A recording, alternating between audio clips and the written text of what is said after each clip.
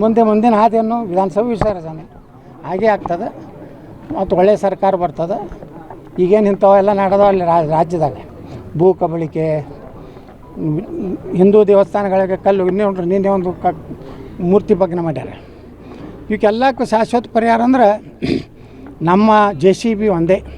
ಮುಂದೆ 28 ಗೌಡ ಸರ್ಕಾರ ಯಾರು ಸರ್ಕಾರ ನೋಡಂತ BJP ಸರ್ಕಾರ ಬರ್ತಿತ್ತು, ಯತ್ನಾಳಗೌಡನ ಸರ್ಕಾರ ಬರ್ತಿತ್ತು, JCB ಸರ್ಕಾರ ಬರ್ತಿತ್ತು. ಒಟ್ಟು ಅಂತ ನಮ್ಮದು ಗಟ್ಟಿ ಐತಿ. ಕರ್ನಾಟಕ ಮುಖ್ಯಮಂತ್ರಿ ಆಗೋದು ಗಟ್ಟಿ ಐತಿ. ನಿಮ್ಮೆಲ್ಲ TV ಚಾನಲ್ದವ್ರ ಮುಂದೆ ಪ್ರಮಾಣ ಸ್ವೀಕಾರ ಮಾಡೋದು ಗಟ್ಟಿ ಐತಿ. ನವಂಬರ್ಗೆ ನವಂಬರ್ ಆಗಲ್ಲ. ಏನು ಪಾರ್ಟಿ ಆಂತರಿಕ ಏನೈತಿ ಗೊತ್ತಿಲ್ಲ. ನವಂಬರ್ನಾಗ ಬದಲಾಗ್ತಾರೋ ಏನು, ಸೂರ್ಯಚಂದ್ರ ಅವ್ರಿಗೆ ಅವರೇ ಇರ್ತಾರೋ ನಮ್ಗೆ ಗೊತ್ತಿಲ್ಲ. ಹೆಚ್ಚಿನ ಮಾಹಿತಿ ಏನಾದ್ರು ಹಿಂಗೆ ಏನಿಲ್ಲ ನೋಡ್ರಿ, ಅದು ಎಲ್ಲರಿಗೂ ಗುರ್ತಾಗ್ಬಿಟ್ಟೈತಿ. ನೀವು ವಿಧಾನಸಭೆದಾಗೆ ಮಾತಾಡಲಿಲ್ಲ ಅಂದ್ರೆ ರಾಜ್ಯಪಾಲರ ರಾಮ್ಜಿ ಬಗ್ಗೆ ಅಲ್ಲಿ ಏನೂ ಮಾತಾಡಲೇ ಇಲ್ಲ.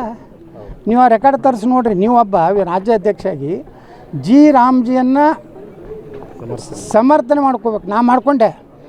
ನಾನೇನು BJPನ ಹೊರಗೆ ಹಾಕೋದು. ನಾನು ಮೋದಿಯವರಿಗೆ ಧನ್ಯವಾದ ಹೇಳಿದೆ. ಅದರಲ್ಲಿರುವಂಥ ಒಳ್ಳೆಯ ಅಂಶಗಳನ್ನು ಹೇಳಿದೆ.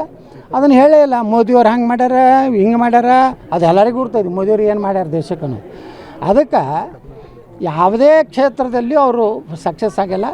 ಅವ್ರಿಗೆ ಒಂದೇ ಪರಿಹಾರ, ಸ್ವಂತ ಮನಸ್ಸಿನಿಂದ ರಾಜೀನಾಮೆ ಕೊಡೋದು. Thank you sir.